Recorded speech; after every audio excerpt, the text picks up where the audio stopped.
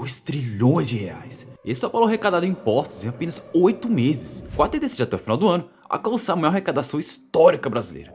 E se você acha que isso é apenas uma novidade, sabe que desde 2021 o Brasil vem superando o próprio recorde a cada ano. Mas por que bater recorde de arrecadação virou uma obsessão de todos os governos brasileiros em mais de 500 anos de história? Bem, eu sou o Dex e hoje eu irei te explicar por que a solução brasileira para todos os seus problemas termina em aumento de impostos e como está se tornando a maior causa no atraso da sua vida e na de milhões de brasileiros. Se inscreva e deixa o like, que eu prometo que até o final desse vídeo eu vou abrir a sua mente. Durante os anos 1700, o Brasil vivia chamado ciclo do ouro. A mineração e a extração do ouro era uma das principais formas de aquecimento da coroa portuguesa, graças à descoberta de ouro abundante no estado de Minas Gerais. Como forma de arrecadação, o governo português oficializou um imposto de 20% em todo o ouro que era extraído das minas. Com o passar das décadas, o ouro foi se tornando escasso e ficando cada vez mais difícil de pagar o imposto. Até que certo dia, um dentista e militar, que viu durante todos esses anos abusos contra os mineradores, decidiu fazer algo. Ele se juntou com outros membros da elite mineira e decidiram articular um movimento de independência. Porém, antes mesmo do plano iniciar, eles foram descobertos. Todos foram presos, exceto ele, o dentista que iniciou tudo.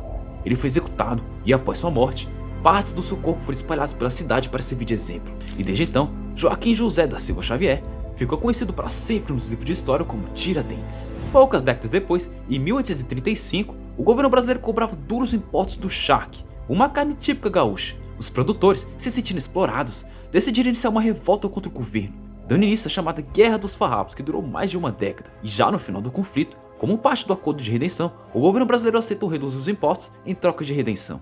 Mas qual que é a custo de tudo isso?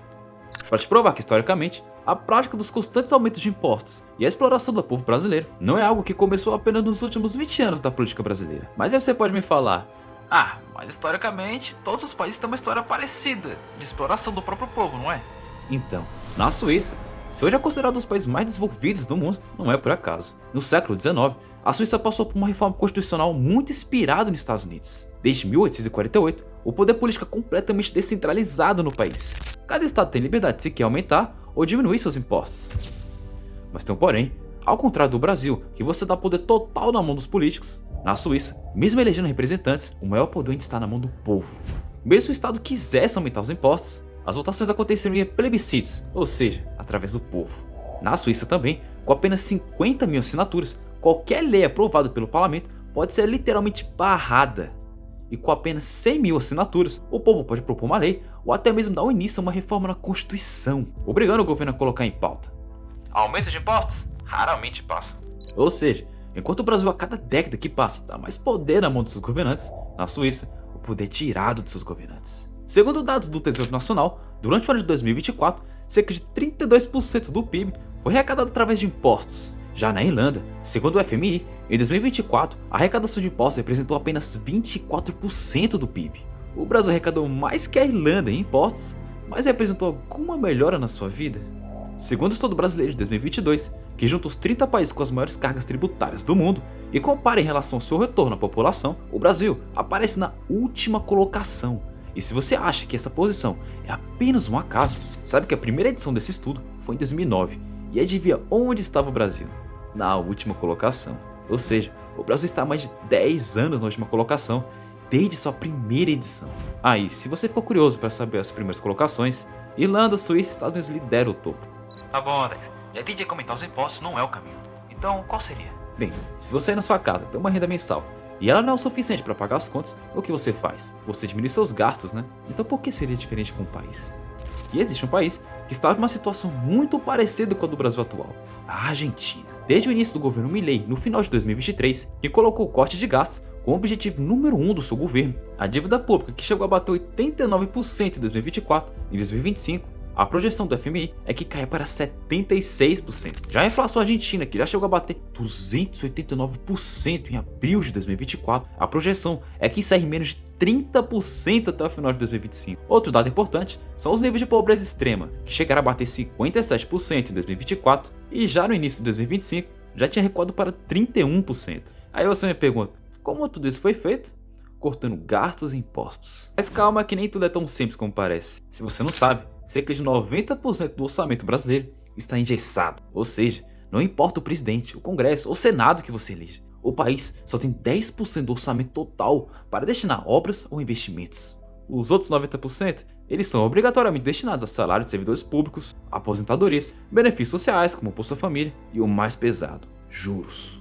A Argentina vive uma situação parecida com o Brasil, porém, a Constituição brasileira dá muito mais poder e flexibilização para o presidente. Com poucos meses de governo, o presidente Milei apenas com decretos mudou mais de 360 leis sem depender do Congresso. Também eliminou 34 mil cargos públicos apenas com decretos. Já no Brasil, a coisa é diferente. Para o governo mexer no orçamento engessado, é necessário o PEX, que deve ser aprovado tanto pelo Congresso quanto pelo Senado. O governo também pode tentar mexer de outras formas, mas todos os caminhos necessitam do Congresso e do Senado. Ou seja, se você acha que basta aparecer um Milei brasileiro que o país irá se transformar, você está muito enganado. E se o Brasil é considerado a terra dos privilégios e dos benefícios sociais, não é à toa. Depois de anos do regime militar, com alto nível de repressão e censura, o governo brasileiro não queria que a nova Constituição de 1988 desse qualquer margem de autoritarismo e se preocupou em manter o máximo de direitos possíveis. O resultado disso foram privilégios extremamente difíceis de ser alterados. Mas e se tudo fosse diferente? E se o Brasil decidisse fazer o caminho oposto? Cortar gastos, diminuir impostos e abrir-se mão de sempre querer arrecadar mais? Bem, nos primeiros meses, com o corte de gastos e privilégios, o mercado reagiria bem, o dólar finalmente romperia sua crescente e caminharia para baixo. Mas em compensação, protestos e greves de servidores públicos aconteceram por todo o país. A oposição chamaria de autoritarismo na tentativa de desestabilizar o governo. Depois de 6 meses, com um orçamento mais enxuto, cortes de impostos poderiam ser esperados, como ICMS, taxas do IMEI ou até mesmo imposto de renda poderia sofrer redução. Já outras medidas serão completamente barradas pelo Congresso e só teriam avanço apenas com o apoio da população. Depois de um ano, a arrecadação subiria, pois com baixos impostos, as pessoas consumiriam mais e consequentemente o Estado arrecadaria mais. Já depois de 3 anos, o país se tornaria mais competitivo. Empresas como a Ford, que saíram do Brasil, poderiam voltar e empreender no país. E o Brasil finalmente teria orçamento para iniciar seus investimentos em industrialização. E com o Estado tendo menos poder, a margem para a corrupção seria completamente menor. E consequentemente o seu dinheiro permaneceria no seu bolso e não em Brasília. Mas e para tudo isso acontecer? Essa é a pergunta que eu vou deixar para você me responder. Se você gostou, eu peço que se inscreva no canal e deixe o like para continuar incentivando a trazer mais vídeos como esse. Um abraço.